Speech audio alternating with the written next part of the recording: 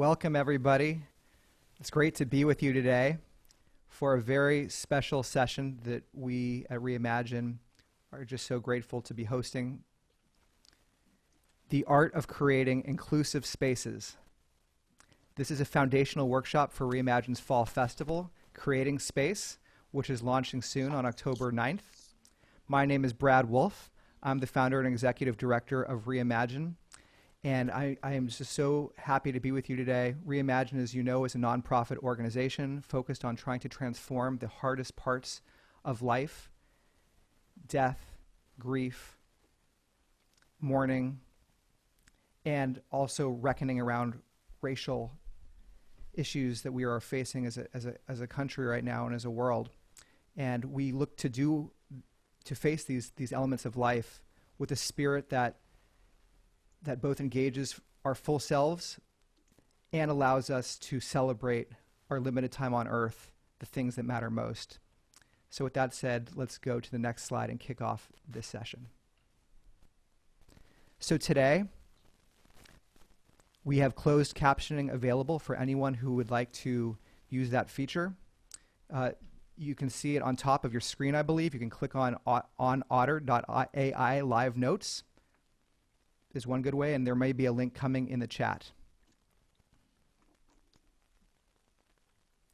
So why are we here? Reimagine is launching a new festival, as I mentioned, coming up in a couple days, called Creating Space. We asked you, our audience, our collaborators, about what you needed most and what meaningful role Reimagine might play in this truly chaotic period of history amidst political upheaval, race-based violence, and so much sickness and loss. To summarize what we heard you say, we need to create more space for what really matters. Spaces for exploring death, for healing, for grieving and mourning, for reckoning with racial injustice, for joy and anger, for silence and dialogue, for art and action, and for coming together in unity within and across our community. Next slide, sir. So with that in mind, I would like to read a statement that Reimagine has drafted about why we're doing this. It is a profound gift to create space for others. When we intentionally hold space, we co-create a container that affirms again and again that we are present with your experience here. We value who you are here. Your story, body, and ability are welcome here. You are safe here. Your hopes and grief will be witnessed with care here. This is particularly essential with the delicate and deep conversations surrounding end of life and the parts of living that matter most. We recognize that the experience of life and death are largely shaped by social, political, and economic factors. It is for this reason that learning how our work can contribute to advancing justice, equity, diversity, and inclusion, which we call JEDI, advancing that in our world is essential. Reimagine has created three major goals around these issues that we're going to be holding ourselves to, and we would love your feedback along the way for you to hold us accountable and to share your own perspective forward around these three goals that we have for all of us. Goal number one is to educate and empower all of our collaborators around how to create spaces that account for this justice, equity, diversity, and inclusion. That's why we're here. Our goal number two is to uplift the voices of Black, Indigenous, and people of color in our community. And goal number three is to support a more diverse community with programming by and for communities of color. These are our goals for the Creating Space Festival around JEDI. And so what kinds of spaces are we hosting? What is going to happen at this Creating Space Festival? So yes, we're going to be creating spaces for justice, equity, diversity, and inclusion, this collaborator training. You're all also, if you are so inclined, and we hope you are, to submit a space to be part of this experience, you will be asked to create a pledge, or fill out a pledge rather, that commits yourself to these ideals as a community. And the other foundational element is participating in this training or a recording of this training.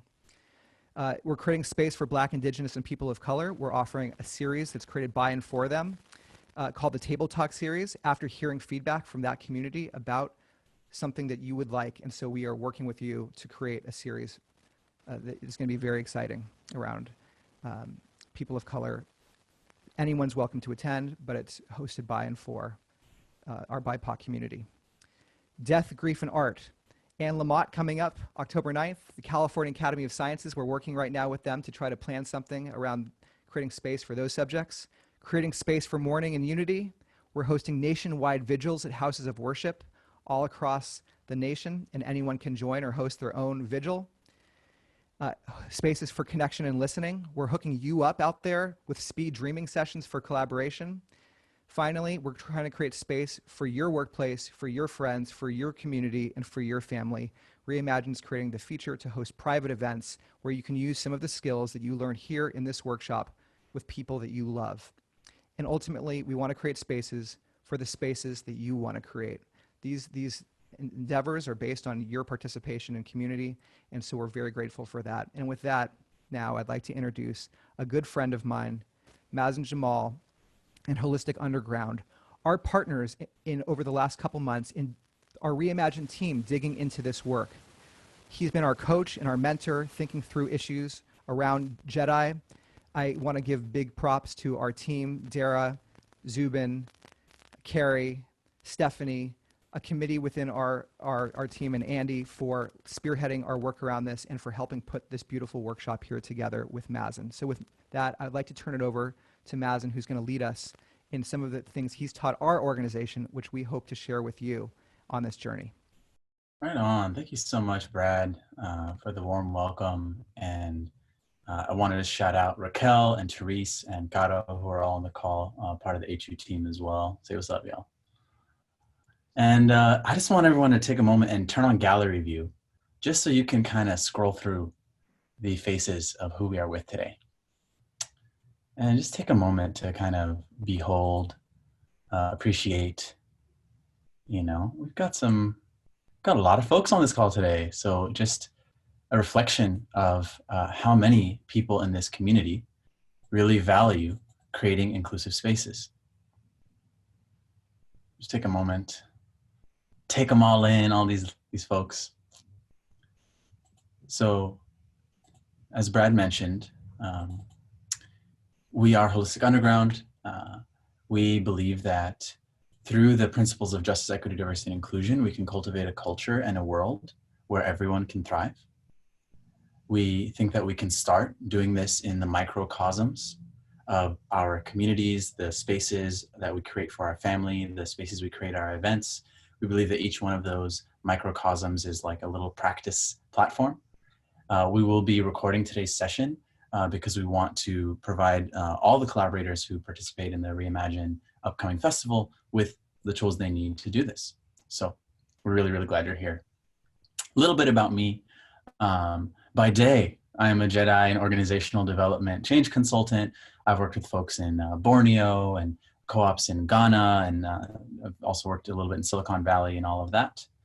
And I'm also a ritualist. So I love Reimagine for that reason. I love holding space around transformative grieving, ancestral connection and healing. I also love making music. Maybe that will happen at some point today. So what I want to do right now is just give us a moment to drop in together with a little land connection moment. So go ahead, wherever you are, just take a deep breath.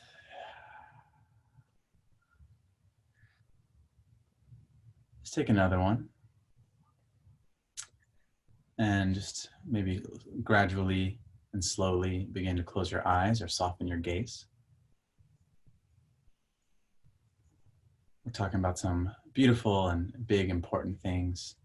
So let's just take a moment to become present together. As your eyes close, you might notice your body. Just saying hello to your body. Your body is your anchor to this present moment. Our minds are here and there, later and before, but our body is always right here and now. And then go ahead and drop your awareness lower down through this building that you're in and through the foundations of this building. Dropping your awareness lower down into the ground that this building stands on.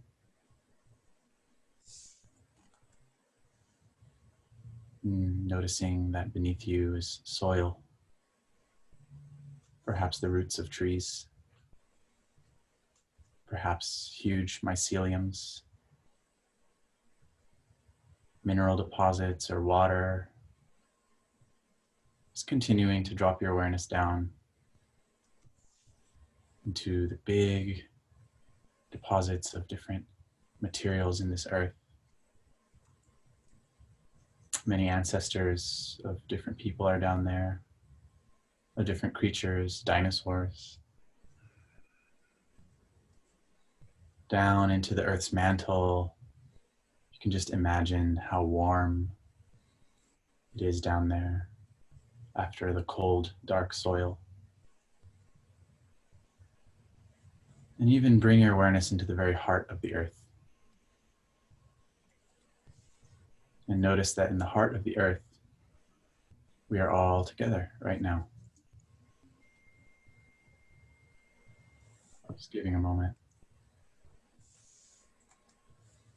Just honoring this land that we are on, honoring all the people in this group and the land that they are on, honoring the indigenous people of the land that you are on. There were people, our people, who their ancestors were the first stewards of this land that you are on.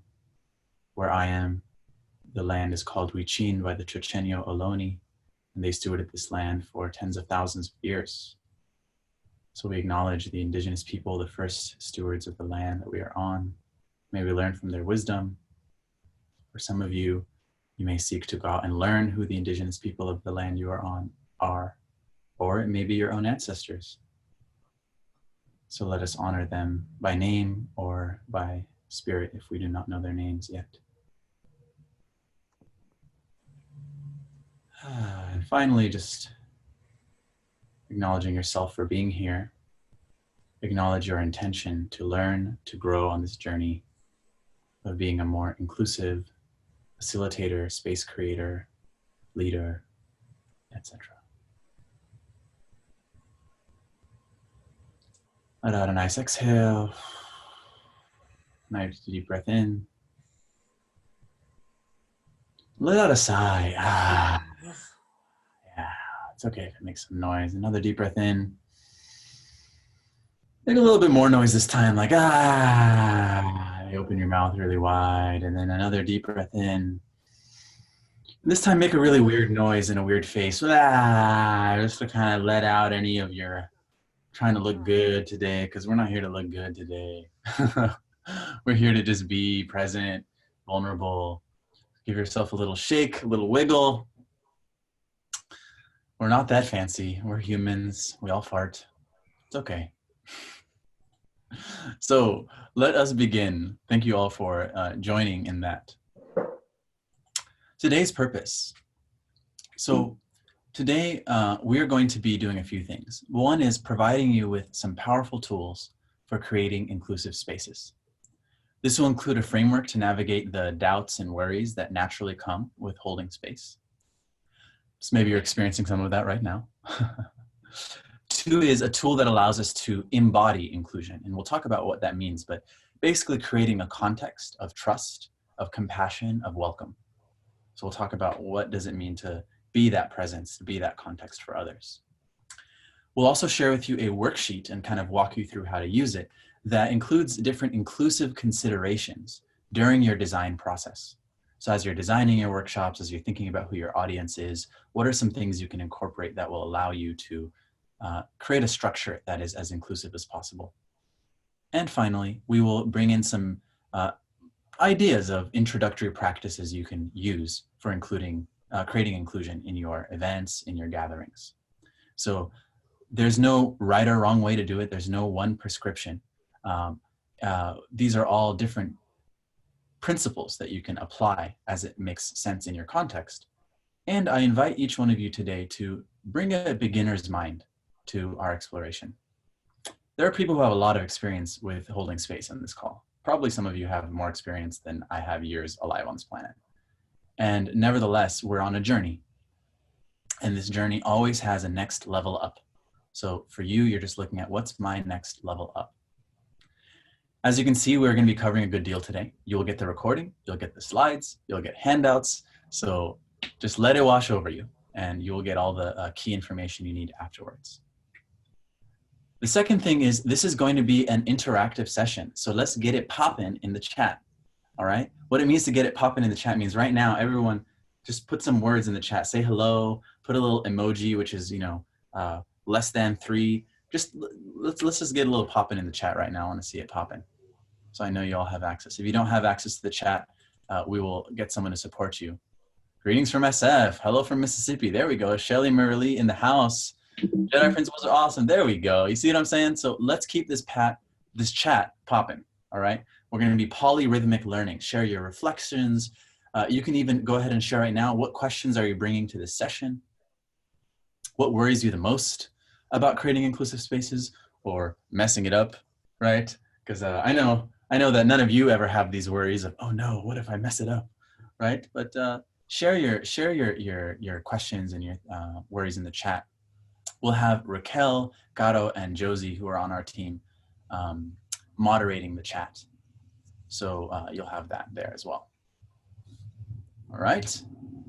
So we gonna get this chat popping today? I can see your heads nodding. Okay, good. So what do we mean when we're talking about inclusion? Let's get a working understanding of this. I'm not using the word definition, I'm using understanding because I don't really think everything can be defined. But for this purposes, we're going to talk about inclusion as the proactive and ongoing practice of creating a context where people are embraced in their fullness, meaning all of who they are, every aspect of their identity, every aspect of their history, their story is embraced. Saying, yeah, all of you is welcome here. 2, we're giving people as much access to engagement as possible. So accessibility is an inextricable aspect of inclusion. Accessibility can include cultural accessibility, it can include ability, include many different things. And 3, people are treated with dignity and respect, because an inclusive context requires that to be unconditional. How are you going to be included if you ain't treated with dignity? So we definitely see this as a journey and not a destination. So if you even have a question about that, throw it in the chat, and Therese, Raquel, and others will be attending to those questions. There's some other things we're not going to be covering today. I just want to say it. They're very important and related, and we will have some Q&A sessions that you can bring questions around this too, which is, how do I create a more diverse space? Maybe you want to look at how your marketing or outreach efforts can invite people of different backgrounds, different abilities, etc., to your events. You might be wondering, how can I create a more equitable model? How can I look at how I use business models and financial reciprocity? Those are all very important, and we can only do so much in 90 minutes. So bring those questions to the Q&A, and maybe you all request more workshops. Cool? Good. All right. So there are 3 key mindset shifts that we want to introduce that are the basis of everything we'll be talking about today. You may recognize these as the hands of Morpheus. All right, the hands of Morpheus in the Matrix, and you kind of get to choose a pill. So each one of these is like choosing a pill. Someone said choose both pills. Wow, that's going to be quite a journey. So the first one is shifting from a mindset of being in control to a mindset of holding a container. Okay. One way that this has looked like for me in the past is like, how do I make sure nobody says some racist shit and makes me look bad? Okay, that comes from the mindset of trying to control, right? Of trying to control what's going to happen. We have no idea what's going to happen. And as we'll discuss today, if you've created an inclusive space, you as the facilitator can handle whatever comes up. In fact, as we'll talk about in a moment, whatever comes up is the key. We don't have any idea what's going to happen, but we do need to create a space where people feel safe enough to relax, get creative, and engage fully. And so the second one is shifting from making everyone comfortable to making things safe enough to try. Because we all know, as we've noticed in life, discomfort is where all the growth happens, right? It's the stretch zone. It's where all the goodness occurs. So shifting away from trying to make everyone comfortable, which actually sometimes can make a less inclusive space, because we're so much trying to appease everyone's comforts, we're not addressing things that might need to be addressed in order for everyone to feel fully included. So sometimes inclusion is about leaning into discomfort. And it's a safe enough container that people can still try new things. So creating a space that's uncomfortable but is safe may be one of the most valuable things you can provide people at this time. The third shift, and this one is really juicy, shifting from the mindset that conflict is bad, aka how can I avoid any conflict happening in my space, to seeing that conflict is natural and is an opportunity. Because what you'll see today is conflict is not the same as violence. Whenever anything good has happened in your life, whenever you've grown or developed, there was some conflict. Even just within yourself, the old you and the new you were in conflict, and the status quo and that which was emerging were conflicting. You know, when a butterfly is in metamorphosis, it's actually that the new cells of the butterfly are like conflicting with the old caterpillar cells until one day the one takes over the other. And furthermore, unity is not the same as uniformity. Diversity requires a little bit of conflicting opinions and perspectives. And if you're holding a strong enough container, people will see that it's safe enough for them to disagree with you, to share their concerns, that they don't have to follow everything you say to the T if they need to adjust it for their own safety, their own body, etc., etc. It's safe. They're not floating in absolute chaos, but things are safe enough to try, and now conflict is an opportunity. All right? Nod your heads, use the response thing. Let me see some claps and snaps to let you know that you're alive here. Great, great, great. Good, good, good. So you may already feel like your brain is on a wild ride for today, and we're only getting started. But you know, this first mindset shift that we talked about focused on holding a container. And we're going to share with you in a moment precisely how to do that. But before I do that, I want to talk about what happens in the first place that might have the inclusive container be missing. You know, the vibe is off. People aren't participating, right?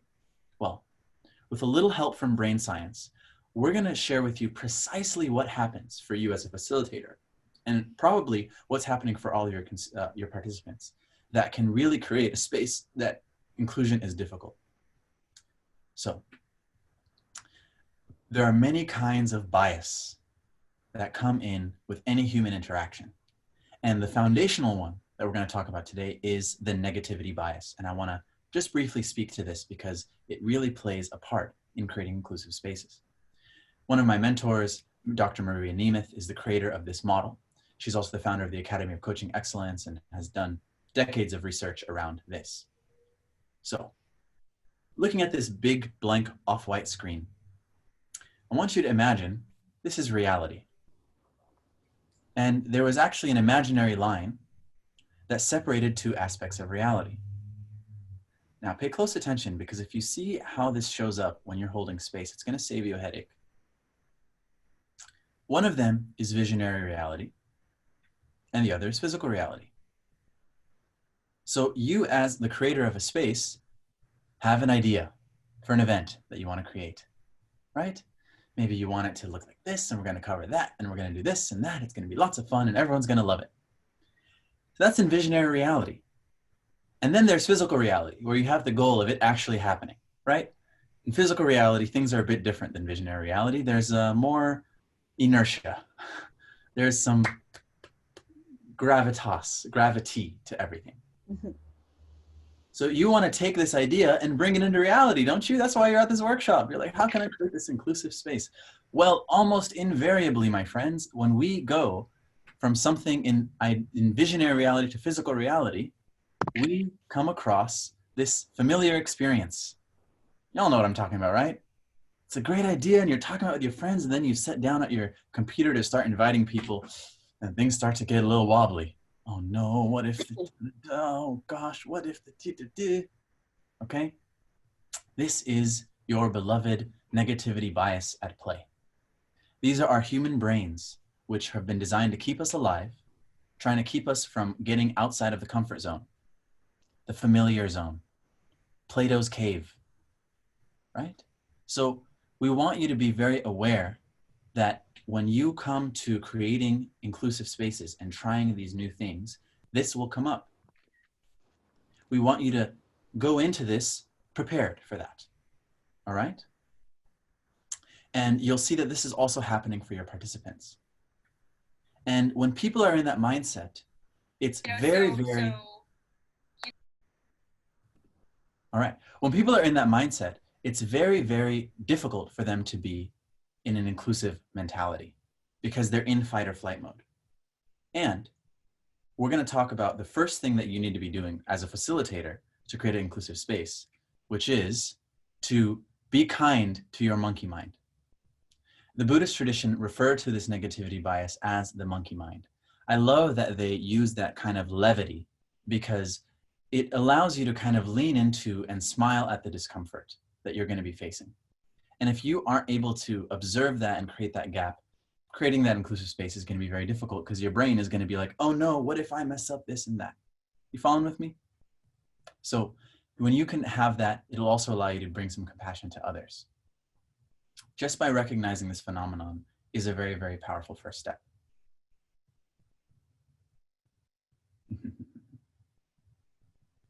The good news is when you see that this is happening, which it will be happening for you as a facilitator of a space, the first thing is it doesn't mean that something is wrong or that there's something wrong with you or anyone else.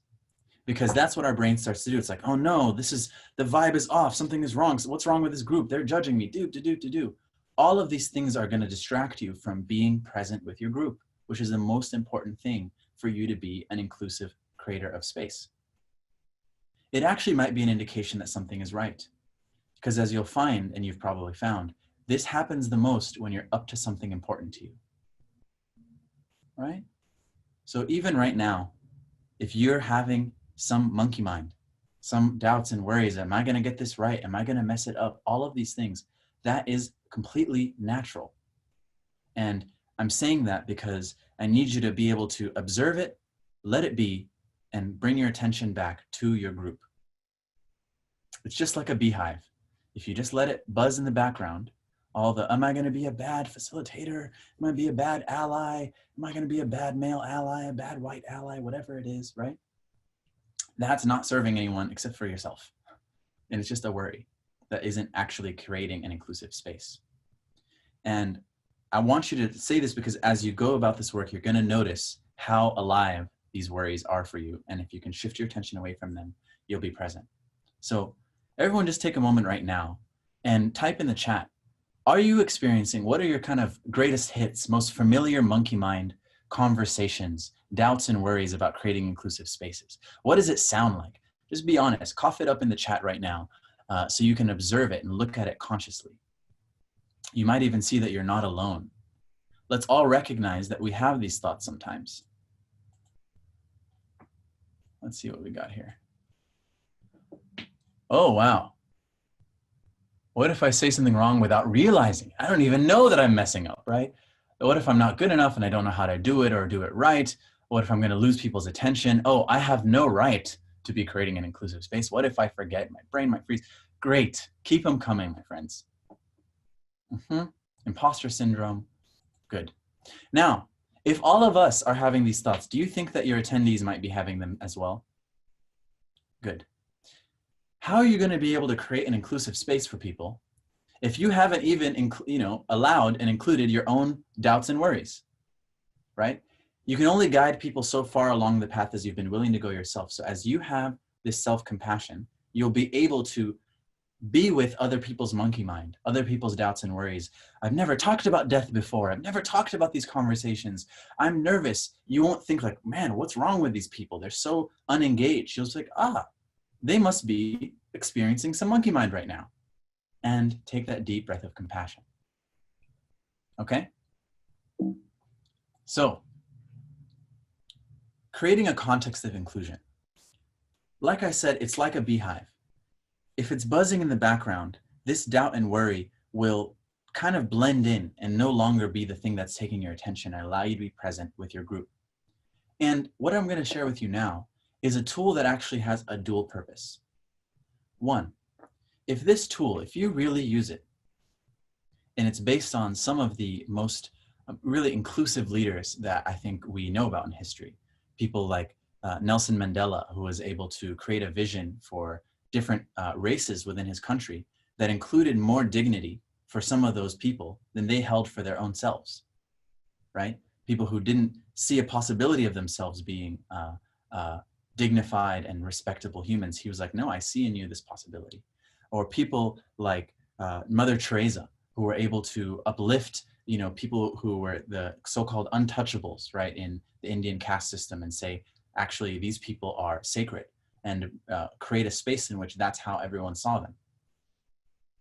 You'll notice that it's not what these people were doing or even what they were saying, but how they were seeing everyone in their space, everyone in their presence, that created this context. Because your conclusions are like lenses. Your conclusions are like lenses. This is very important, my friends, for creating an inclusive space, because your conclusions will determine the inclusion. A colored lens filters out everything but that color.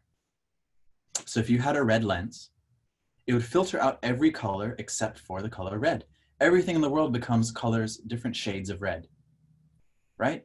So this is how our stereotypes work, our biases work, because our brain then becomes like a Google search. Whatever conclusion I have, right?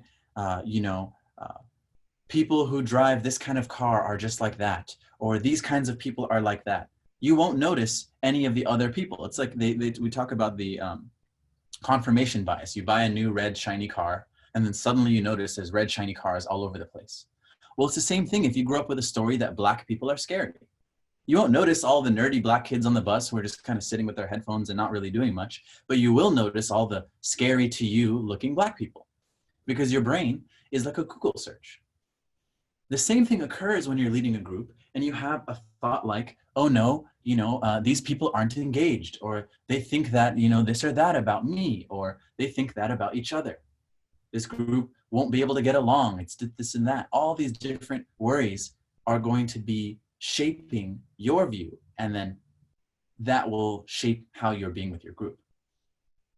And what I want to share with you is there's another way. Because when your brain is under stress, your brain is naturally filtering for danger before anything else. That's why we have this negativity bias. That's why we're so preoccupied by the worries and the doubts and can't be present with our group and create a sense of inclusion. So I'm going to offer you now something else, a different kind of lens, that if you use this when you're holding space, each one of these 5 principles becomes like an open-eyed meditation. You'll see that everything you say, even if you make a mistake, you can engage with it people will receive it as an intention of support.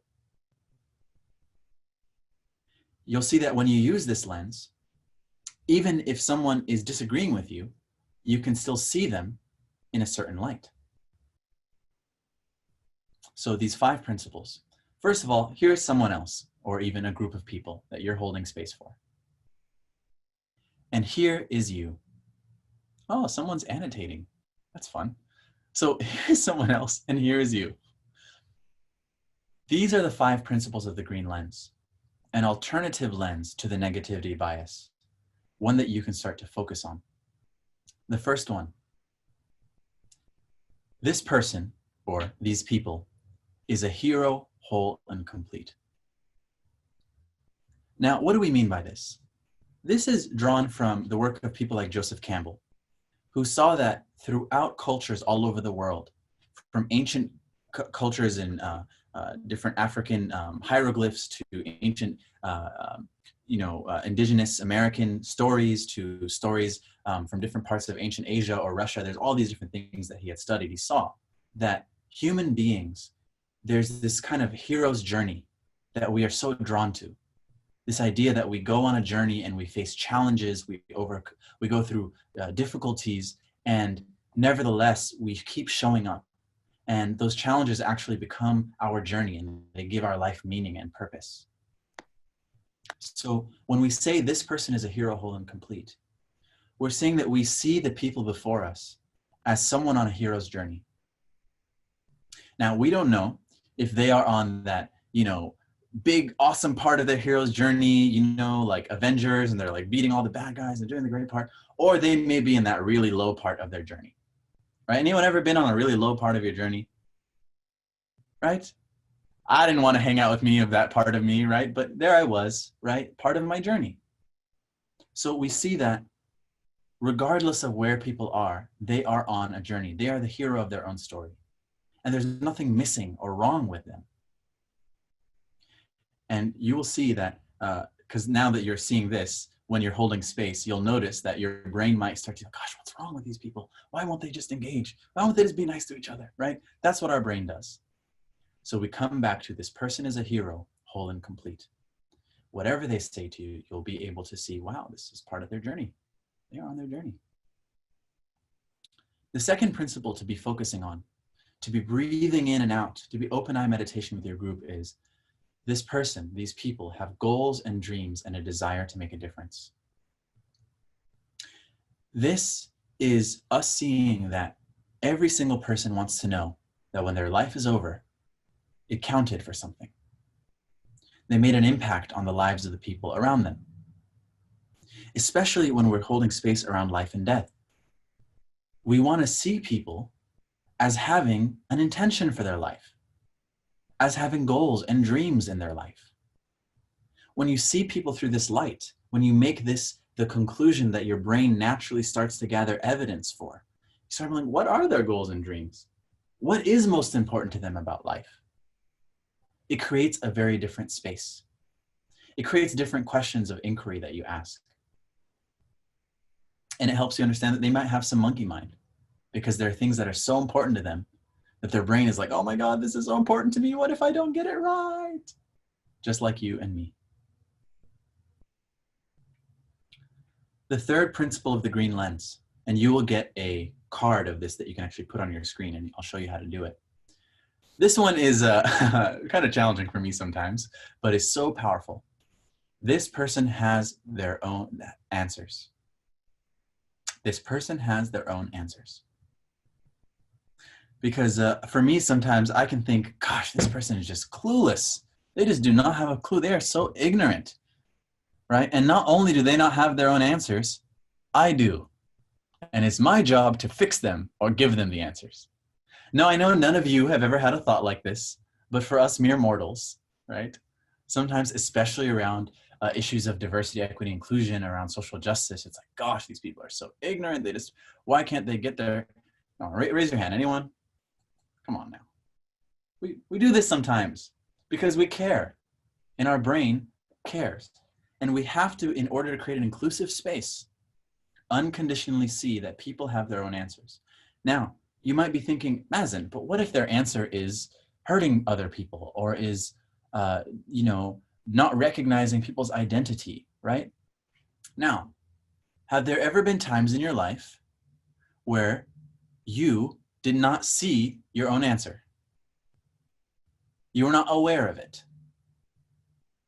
The assumption here, this comes from all the great teachers in the world who don't treat their students as stupid or not knowing, and they need to dump information into them, but that they need to pull the wisdom, pull the answers out of those children that already have their answers within them. So it's the same thing when there are people who might not yet see. They might be at a point in their hero's journey or in their path where they don't see certain things that you have already seen, that we assume that those answers are within them. And we don't need to fix them. We don't need to change them, because there's an old saying, people don't fear change, they fear being changed, right? That it's our role to help them see their own answers, to help them see the answers that they have not yet seen. And I just love seeing all the engagement in the chat. You all are the best. Why is the lens green rather than some other color?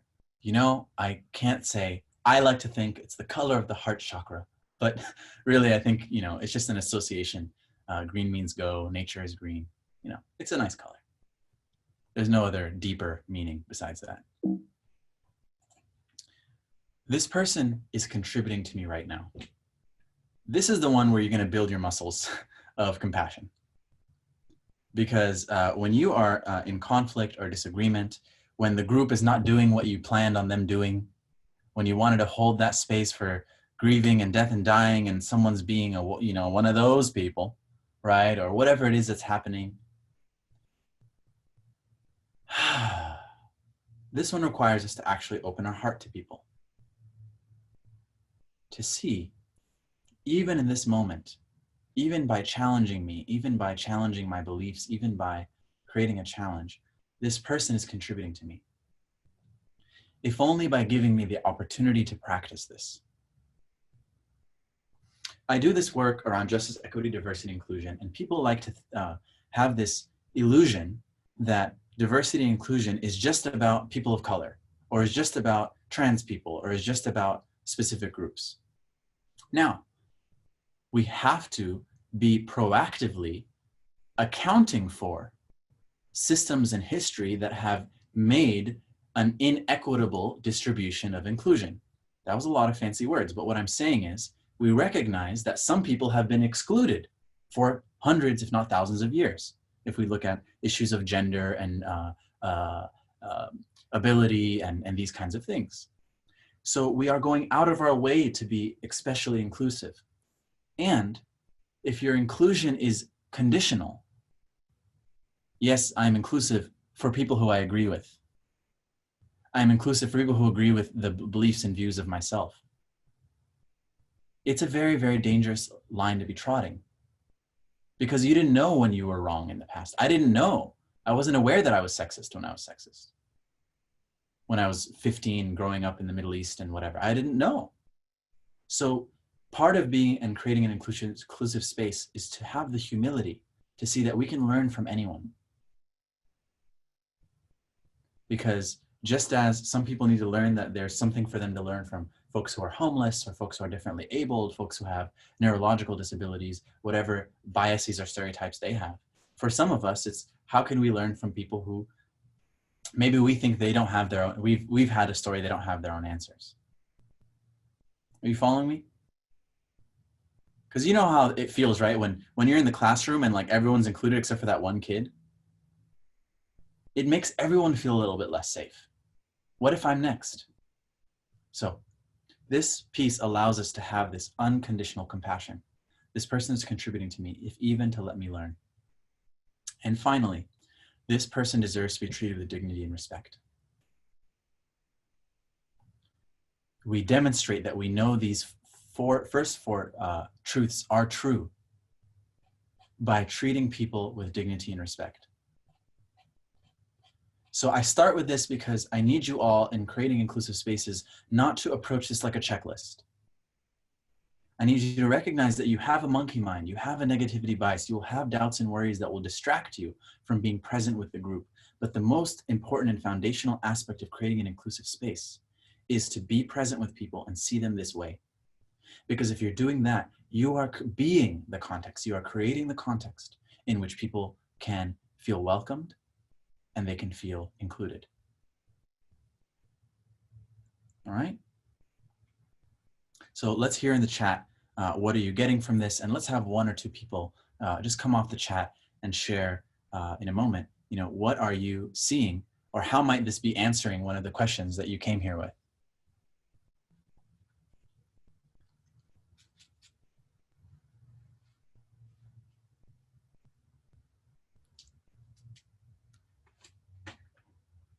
I see you in the chats. Yeah, what are you seeing about this? When I spoke up and allowed to be shut down. Yeah, not being shut down, it's great. Sometimes the green lens actually has you be more assertive. I fired people through the green lens, but it's like, hey, I respect you too much to keep staying in this relationship with you, because I'm not able to treat you in the way that you deserve, because there's this stuff between us. People feeling affirmed, challenging when something is doing something you consider hurtful. Yes, thank you, Marilyn. It is. And in a moment, I'll share with you that the way to use this is to practice it on people who are a little bit more easy. So I'm going to share with you a few principles about using the green lens. The first, it's not about what you see. It's about what you see, not about what you say. It's about what you see, not what you say. What you see to be true about people, right? Like Martin Luther King, it wasn't like, I have a speech, right? It was, I have a dream. He had a dream, and this dream included people in a very specific way. That's one of the reasons why he was so enthralling, is because he saw people in this country as capable of being a beloved community. So it's not about memorizing special phrases or powerful questions, but when you interact with people through this lens, you will be experienced as empowering. What do I need to, not what do I need to say, but rather what do they need to hear is another way of thinking about this. What do they need to hear? The green lens puts your attention off yourself and onto them. The second thing is to start small and build the muscle with any skill set, right? It's like learning to run a mile before running a marathon. So a very common thing I get in training people in the green lens is, what about Hitler, right? It's just this like funny, what about Donald Trump? What about, people that are really hard for me to green lens? What about Jeff Bezos? So I don't want to say they're the only, people thrown on the bus here. Start with people that are easy. Your group that you're facilitating, creating space for are going to be an easier group to practice with, because you love leading groups. You love creating spaces. If it's for your family, right? Now, actually, I spoke too soon. One of the people I don't green lens the most, it's the hardest for me to green lens, is my dad. Because I love him so dang much that it's sometimes I have so much monkey mind about it.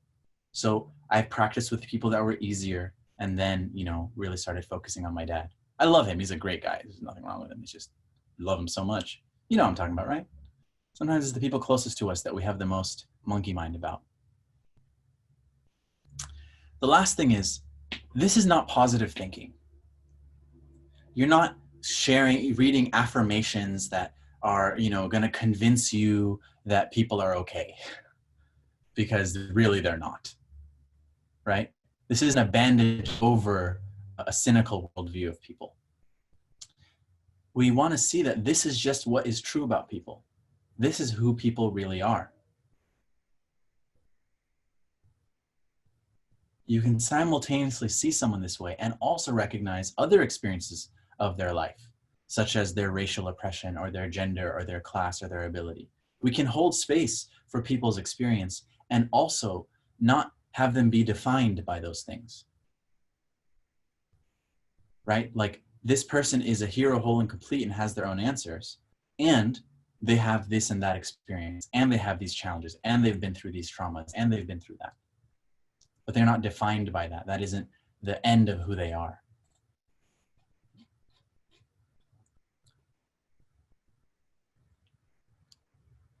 Great, I'm just reading in the chat here. Healing practitioner should be more evolved in their clients or patients. Yeah, in other words, you focus on yourself and make sure you're doing this. And then in your presence, you'll find that other people can start to do this as well. It actually just takes one person in a group being on the green lens to shift the whole energy. Giving people to have space to have their own answers, yes. And yes, Hafid, I'm very sorry for your loss. Thank you for sharing that with us. Thank you for sharing that with us. It's very vulnerable to share that with us right now. Oh, there's 51 more messages. So, I'm so glad y'all are engaged. The last thing here is, like I just mentioned, focus on seeing others through the green lens, not assessing whether or not they're seeing you through the green lens. All right? So, what questions do you have, and what do you see for yourself in here? If you haven't already shared it in the chat, please do. Well, let's just take a moment now to engage. Still stuck on what we say isn't important. So language is very, is it Sheila Merle? Language is important. And have you ever noticed that sometimes people are saying all the right things and they're acting very happy to see you, but you know that they're not really happy to see you? They're saying all kinds of really nice things, but you just feel the vibe.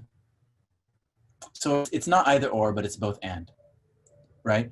What you say, you can't just go around cussing people out, but the energy behind what you say is even more powerful than what you say.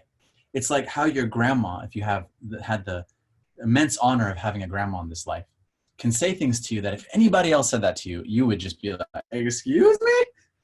Who are you to talk to me that way? Right? Because you know your grandma loves you so much, she can just dish it out and just let you know what's real, and it enters into your heart. So the green lens is not always about being nice. It's not always about saying nice things. Nice is not the same as kind. Nice is the surface, it's the pretense of delightfulness and things being good. But kindness is sometimes really raw and fierce. What about when there are extreme power differentials? Well, the first and most important thing is to, if you are a leader and you are in power, that you're seeing that people have their own answers. Because otherwise, that stuff gets to your head. The green lens is an extremely humbling way to look at people. Can't get all the way into that. It's a very huge topic. But I invite you, Andrea, to think about how might you, being someone in the space, for example, for me, sometimes when I'm in a space and I see power being used in a way that doesn't feel equitable to me, part of treating that person with dignity and respect is speaking up. Because it would not be respectful and not seeing that person's dignity to sit by and let someone be mistreated. It's also doesn't treat the leader with dignity to have them, just allow them to make a mess of themselves in the situation. So these are some great questions. So we're going to do a little bit of practice right now. The first thing we're going to do to practice this green lens is everyone in the chat, just pause your chat contribution so everyone can see this link. Go to this link I just dropped in the chat.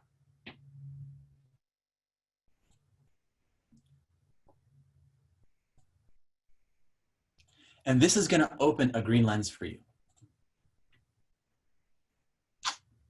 So once you have it open, what I want you to do is I want you to set up your screen as you see me,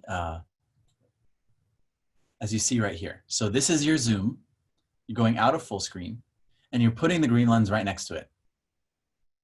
The cool thing about doing things virtually is you all don't know that I actually have had a green lens on my screen this whole time.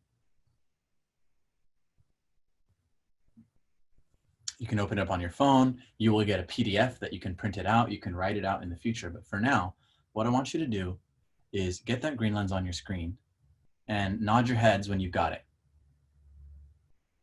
Right. And if you haven't been able to get it, all is well, because I will guide you. But this is just having it on your screen is bonus. So now I'm going to stop sharing my screen. And I want you to all to go into gallery view.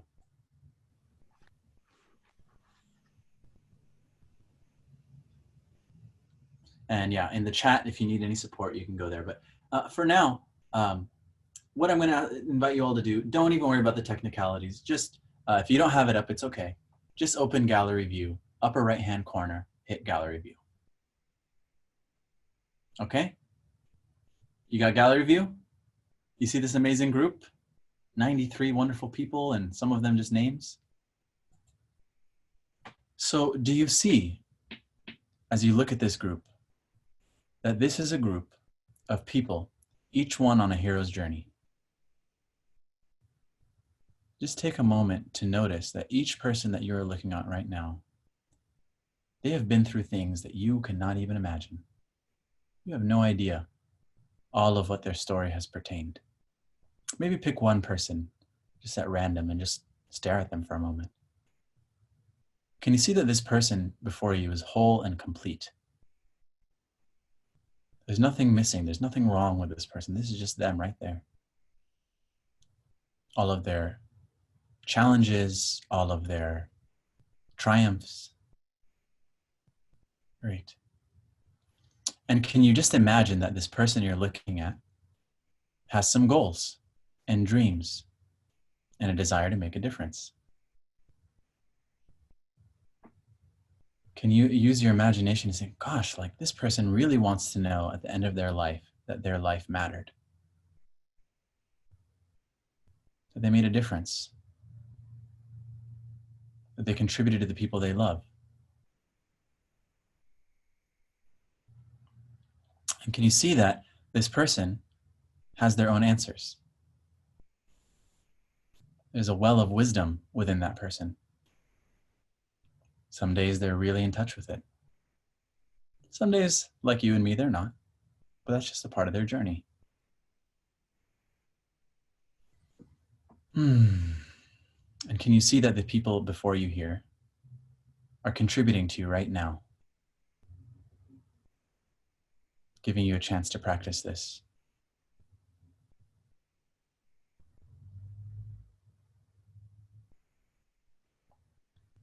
Yeah. Now, do you see that the people that you are looking at and the person you are looking at deserves to be treated with dignity and respect? That's like a baseline. Can you see, this human being deserves to be treated with dignity and respect. Great. Great. So this is a way for us to begin practicing seeing people through the green lens. And you might have some monkey mind that comes up and says, what about this? And what about that? And thank you for sharing, monkey mind. And you just come back to, these people are whole and complete. They're contributing to me right now. They have goals and dreams. Okay? So we're going to put you into pairs right now, and you're going to get to practice this. What you're going to do is you're going to go into a breakout room of 2 people. Some of you, it's just going to be audio. So you're going to get to practice the green lens even without seeing that person's face. You'll just hold their being in your heart. And you're just going to share, what is one thing that called you to come to this workshop today? What's one reason that you're here? One thing that you thought, I'm going to go take a workshop on the art of creating inclusive spaces. Okay? And we're just going to take a moment to listen to each other. So each person is going to spend 2 minutes sharing. And as you're listening, you are going to practice listening to them through the green lens. So you have that green lens open. We're going to put the principles of the green lens in the chat right now. Raquel, if you can do that. And as we do that, you can, if you need to, you can write them down. This person is a hero, whole and complete.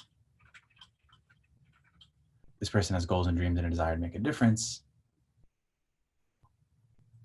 You can, of course, use the link that we sent you.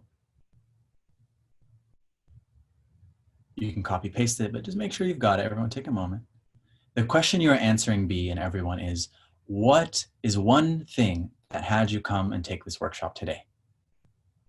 One reason you decided to take this workshop today. And as you're listening, so you're going to get in the group, the person with the longer hair will go first. And they will go first and they'll share. And the person who's listening with the shorter hair will just see the green lens. Now, you might not catch every word they say. It might be like, what was that Snoopy show? Wah, wah, wah, wah, wah, right? You can just be with them and you'll get the most important information. Ready, everyone? Any final questions? Okay. So you can even start right now to think about how many, why am I here? What are the reasons that had me want to be here? I have been the most, I attended the most Reimagine events of anyone in the world. Wow. In the festival. And they asked me, and I hosted my own hour where Brad asked me questions about my life and values. I'm in the middle of creating my legacy, whatever that is, pulling together. But I am definitely concerned, maybe even afraid, but definitely concerned that my background is so white, so very white. I know 2 Black women now in a book group, but I'm really worried that I don't have the tools to create inclusion. And you have given, they're all things I've been trying to practice anyway, so it's not new. But doing it, is that enough? Or is my language going to be so white oriented that it will turn people of other races off. And that's why I'm here. Thank you so much for sharing that. Yeah, I hear you. Can you tell me, while we're waiting, more about your coaching? Do you coach individuals? Do you tend to do groups now more? What is your... Thank you so much for asking. I do both. I love coaching groups. I love coaching individuals, doing training. So, you know, kind of whatever the work calls for. Yeah. And is it all in racial justice and inclusion? No, not necessarily. Actually, really, it covers all kinds of things. It's leadership. Mostly my focus is on helping people live their purpose with integrity. Mm-hmm. And succeed in doing so. So whatever their values are, some people it's about race, some people it's about just being more courageous and going for your dreams, and all kinds of different things. So if I'm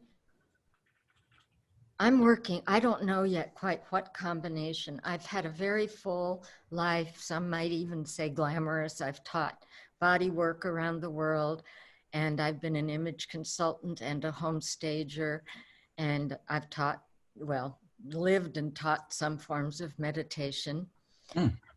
And so I'm at a phase in life where I'm not quite sure how to package that, might even be it, and then present it in a way that is inclusive. Is the information relevant into what subgroups of our culture? Is that something you would work with me on? It totally could be, actually. And I would love to have a conversation with you after today. I just texted you my email in the chat. Great. And yeah, let's make a time to talk. I'd love to hear more about what you're up to and see if it's a fit. Where are you in the world? Oh, I'm in Oakland, California. Oh, and I'm in Novato, right across the bay. Well, I'm going to be bringing people back now. Okay, well, I didn't get your email address. It disappeared. Oh, I'll go to the chat. Hello. In the chat. There you go. Okay, you do what you have to do. Will do. Thank you so much. Say your name for me one more time. Sheila Merle. Sheila Merle. Like Pearl. Sheila Merle like Pearl. Yeah. Welcome back. Hey, Jeannie, Therese, Kavelane. Is that how I pronounce it? Jeannie. Hi, Jeannie. Evelyn. Very close. Evelyn, okay. Jade. Evelyn. Tammy, Rochelle. Is it also Jeannie? Olivia, Cato, Maureen. Lovely, lovely, lovely. So, not too bad, huh? The green lens feels kind of good. Yeah. Yeah, please either share in the chat or one or two of you just come off mute for a moment and just share with us, how are you feeling? What's your experience right now after being in a green lens space? Saying warm, love, deep gratitude, included, heard. Thank you. Yes. Go ahead. Come on. Optimistic. Mm-hmm. Optimistic. In a day when the days when there haven't been a lot of optimism recently. So connected. Yeah. So lighter. Yes. Mm-hmm. So I want you all to have this tool because really I have no idea what you will come across in your journey of holding spaces and creating spaces. But I know that with this, you will be able to face it because you'll be able to be with people with compassion and humility. When people give you feedback and tell you that you're messing up, which by the way, they will. In fact, they'll probably do it more now because they'll feel safe in your presence to give you feedback. So you'll say thank you, right? You'll be able to see them as contributing to you rather than threatening you, challenging you, making you look bad, whatever it is for you. Those are the things for me, okay? So we have just 20 more minutes in our call time together today. So we're gonna keep it moving and grooving, but just keep it popping in the chat. This is just great, really, really great. I wanna speak for a moment with you all about designing for inclusivity, okay?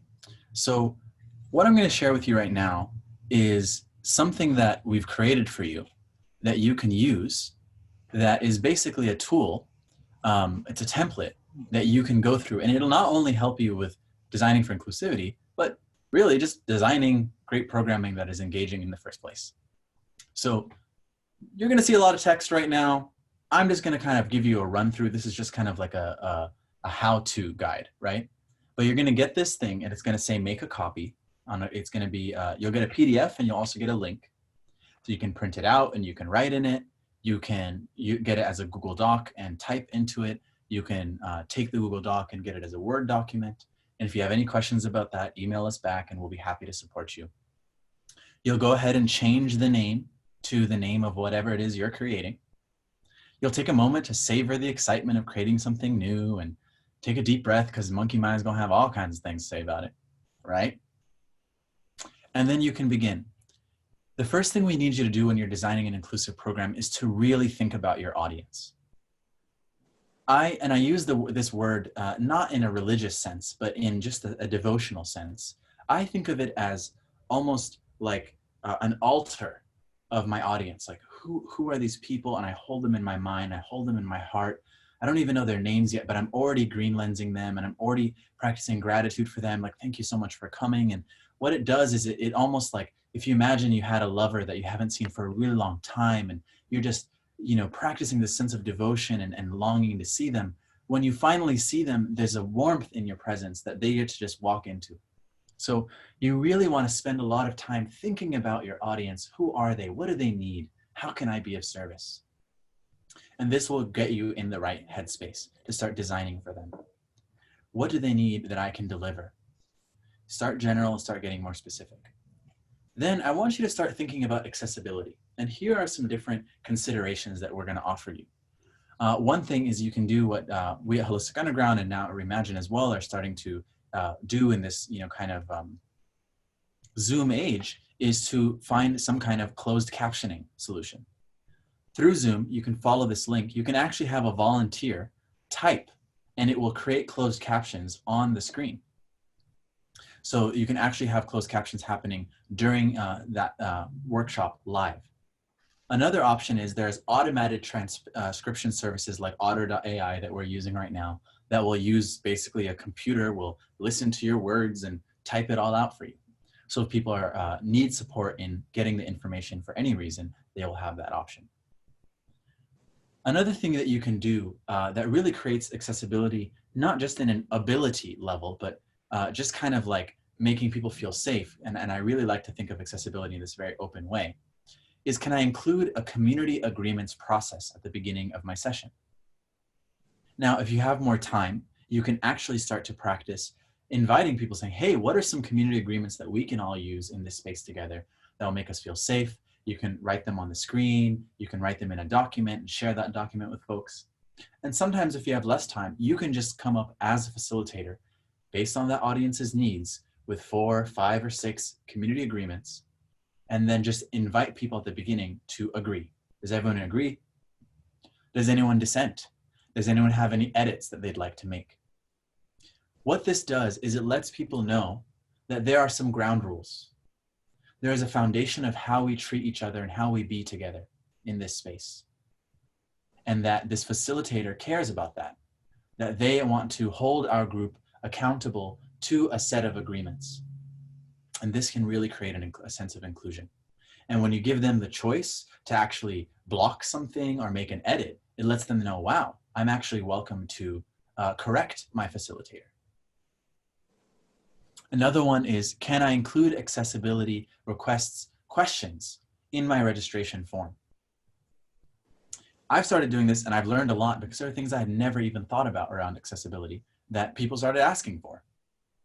Like, hey, can you send me a video of how to do this or how to do that or whatever? And I could just send them like, people are like, whenever I log into Zoom, I never know how to get into the chat, right? And it's like, wow, I'm so glad that I get to just send you this YouTube video, right? And now you're gonna have such a better experience at my event. So there's 1,000 videos on YouTube that will answer any question about Zoom, by the way. So you have other things like, we have Raquel and Caro and Therese who are in the chat who are available to support people as needed. We were able to move them around if the breakout rooms don't work. And yeah, another thing is, can I make sure that my slides or materials are large enough to be easy to read? I don't know if anyone's ever done the thing where you put like an entire essay on every slide. Oh gosh, right? And if you're on your phone, you're just like, oh my God, trying to read that. So these are just some things that you can do and consider. There are some other considerations that you can look into, like sign language interpretation. I haven't actually had experience in hosting that, but I have been at events that did that very successfully, so I know it's possible. Also, sometimes if I know that there are going to be a lot of folks that have less technological experience, I will send a how to use Zoom platform. Then there are things that you can do structurally that create more accessibility. Like one thing, how can we support the introverts in the building? Introverts make some noise. Oh, wow, great. That's good.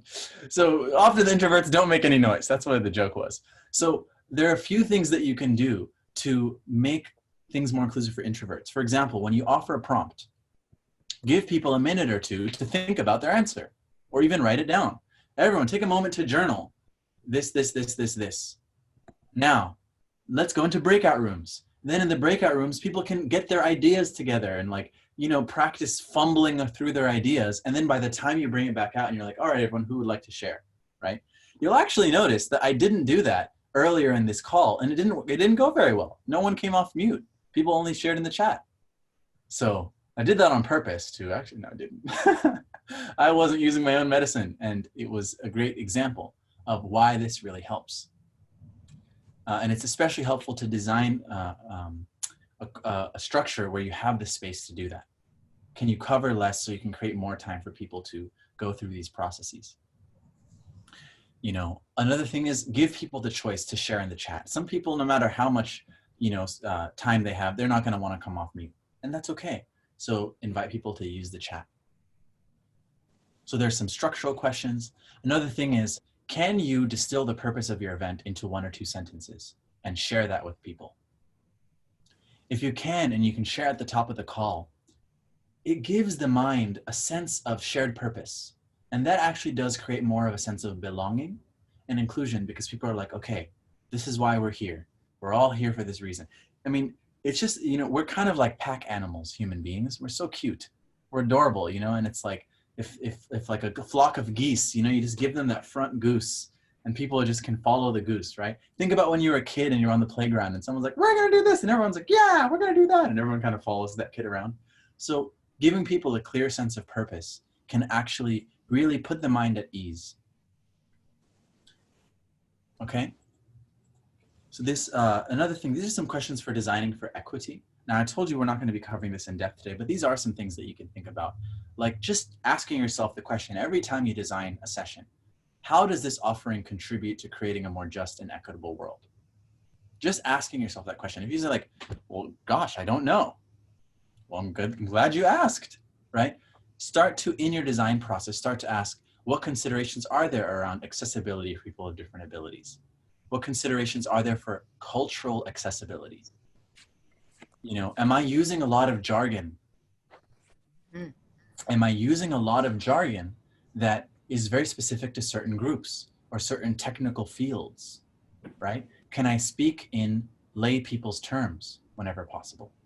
This was one of my biggest things. I used to use all kinds of million-dollar words because it made me feel smart, but it was just losing people, especially when I started working internationally. That ain't going to do work for you at all. You know, some questions, what liberation philosophies do I want to employ in the creation and distribution of my work, etc.? Are there ways that this might be contributing to harms of people and planet? Mostly in Zoom, that's not a consideration, but even if you're having food, can I use biodegradable plates and forks? These are just things that you can start to consider.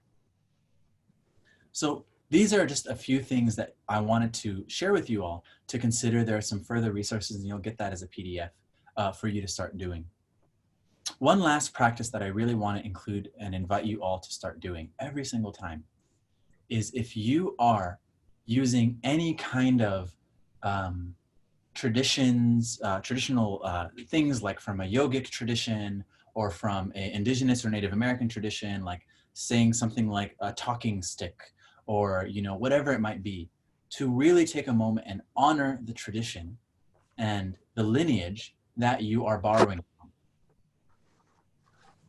It's so, so important. And it just lets people know, right? Like that you really respect and honor the lineage that you're coming from.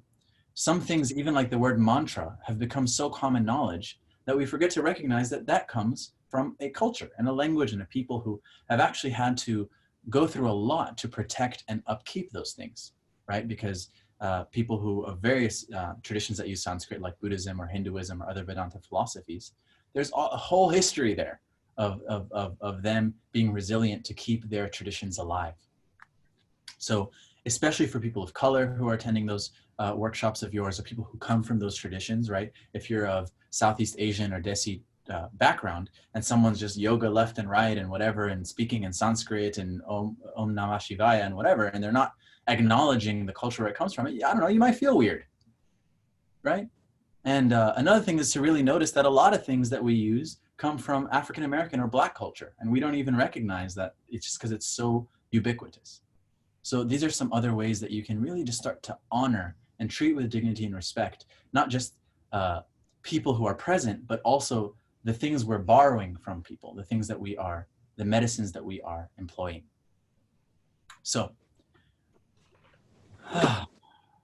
everyone take a nice deep breath.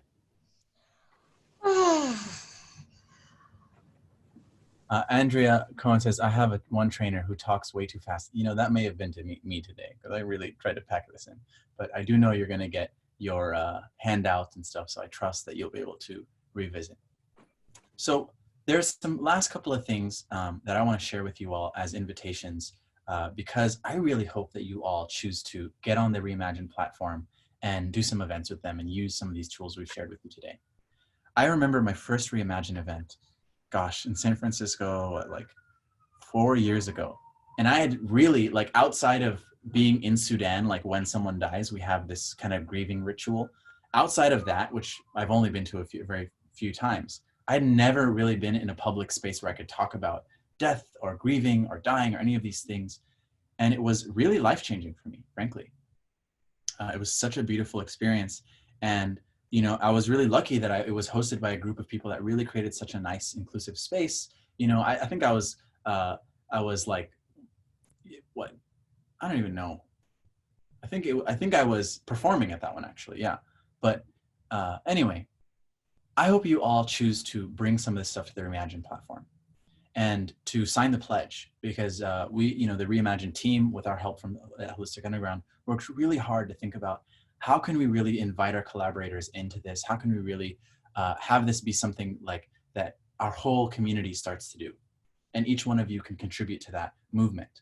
So, you know, for example, you know, if you sign the pledge, you'll have an invitation that you can make at the beginning of any one of your events. You can say, talk about these things that, you know, we Reimagine collaborators can recognizing that there's important work to be done, inviting people to give you feedback as you lead these spaces, recognizing how people's experience of end of life and the context and circumstances of that are largely shaped by social, political, and economic factors, right?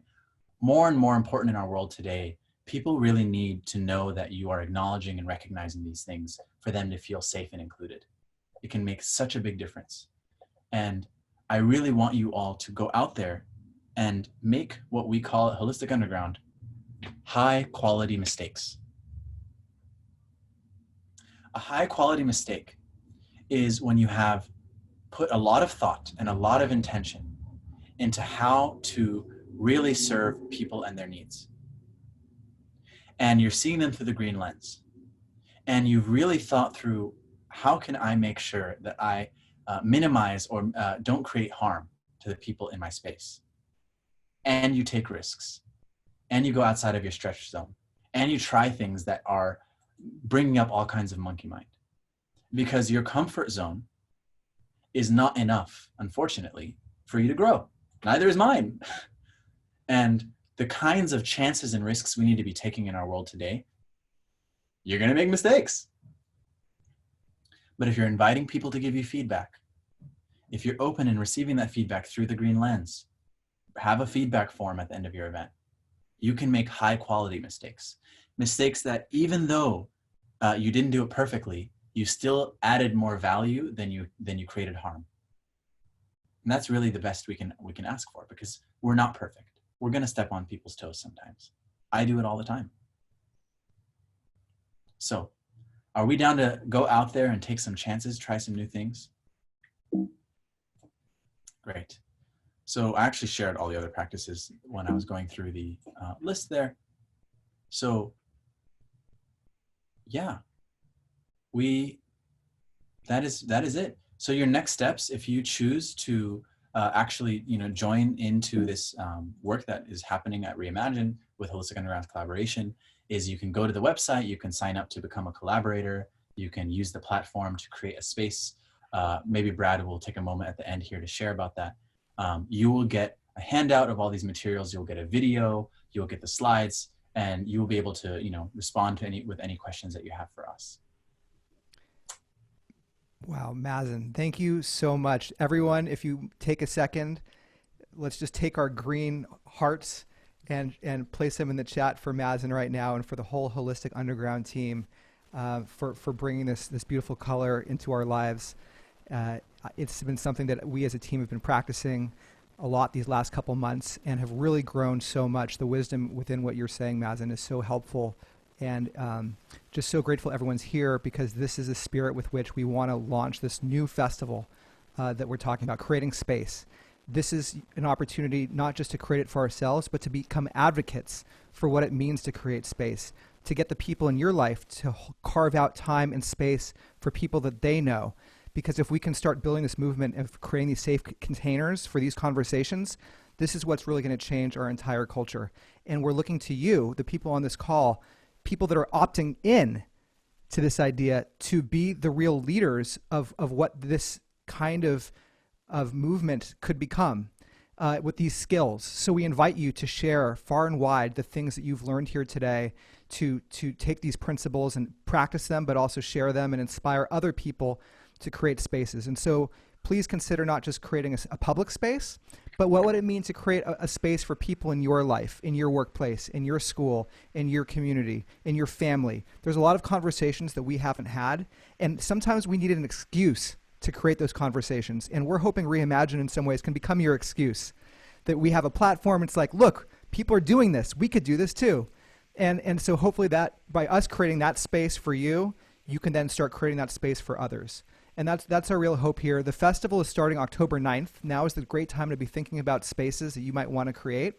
And if you go to our website and go to the Create an Event tab, that's where you'll then fill out a concept proposal. And in that concept proposal is that beautiful pledge that Mazen's talking about. Everyone who wasn't at this workshop to become a Reimagine host is going to have to watch what we just got to experience live, because we really want everyone who becomes a host to dig into these principles and start living more in alignment with who people's own journeys are. And we believe this is within everyone's capability to host things in the way that Mazen's talking about, with inclusivity and with this Jedi mindset. So with that said, I just want to say again how much I appreciate each and every one of you. Thank you to the Reimagine staff, to Holistic Underground. We're going to be doing more things with Mazen. I think we're going to be hosting some office hours with Mazen during Reimagine's festival, where you'll be able to come and ask questions as you kind of practice some of these skills and provide real-time feedback about how you're progressing in this beautiful intention to create inclusive spaces. So thank you again, everybody. Maybe we can get a big show of your hands up to the screen just to say goodbye to everyone. And thank you again for coming. See you on Reimagine soon. Have a great afternoon or evening wherever you are. Thank you, everyone. Thank you. Thank you. Thank you so much. Thank Thank Reimagine. you. This was great. Thank you. Thank you. Thank you. Wonderful Yes. presentation. Awesome.